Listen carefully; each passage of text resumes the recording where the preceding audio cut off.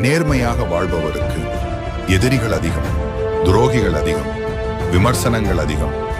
அதேபோல் ஆண்டவனின் அருளும் அதிகம். கண்டவனும் கண்டதை பேசட்டும்.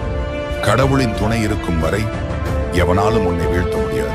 நம்முடைய எதிரிகளை விட நம் கண்களுக்கு தெரியாமல் இருக்கும் துரோகிதான் மிகவும் மோசமானவன். ஏனென்றால் எதிரி என்பவன் எப்பொழுதும் முகத்துக்கு நேராக நின்று சண்டை போடுவான். ஆனால் துரோகி நம்மை எப்பொழுது முதுகில் குத்துவான் என்றே நமக்கு தெரியாது. ஒருவன் உங்களுக்கு துரோகம் செய்து விட்டான் என்றால் அவனிடம் பழகுவதை தவிர்ப்பதே நல்லது. எதிரியை பக்கத்தில் கூட வைத்துக் கொள், ஆனால் துரோகியை தூரமாக. லைஃப் ஈஸி இல்லடா, ஒழிச்சுக்க. உனக்காக யாரும் வந்து எதுவும் பண்ண மாட்டாங்க. நீயா எந்திரிச்சு உழைக்கலனா நீ எதுவுமே சாதிக்க முடியாதுன்னு தோணுச்சு.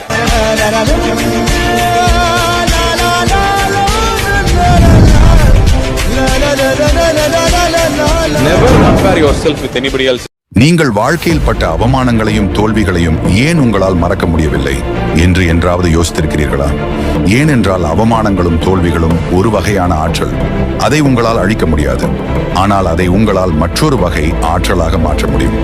அந்த ஆற்றலை வலி என்னும் ஆற்றலாக மாற்றப் போகிறீர்களா, அல்லது வெற்றி என்னும் கோட்டைக்கு செல்லும் உந்து சக்தியாக மாற்றப் போகிறீர்களா என்பது உங்கள் கையில் தான் உள்ளது.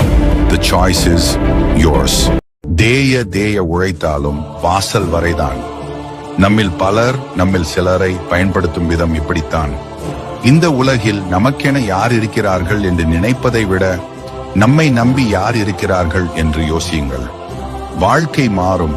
உள்ளே தள்ளும் உணவு ருசியாக இருக்க வேண்டும் என நினைக்கும் நாக்கு வெளியே தள்ளும் வார்த்தையில் மட்டும் எதையும் நினைப்பதில்லை. என்னை தேடி வரும் துன்பத்திடம் சிரித்துக் கொண்டே கேட்டேன், யாருக்கும் என்னை பிடிக்காமல் போக உன்னை மட்டும் என்னை எப்படி பிடித்தது? அடிக்கடி வந்து சந்தித்து கொண்டே இருக்கிறாய் என்று கேட்டேன். நான் வரும் பொழுதெல்லாம் சோர்ந்து விடாமல் என்னை எதிர்த்து நின்றாய். அந்த தைரியத்தை ரசிக்க வந்தேன்.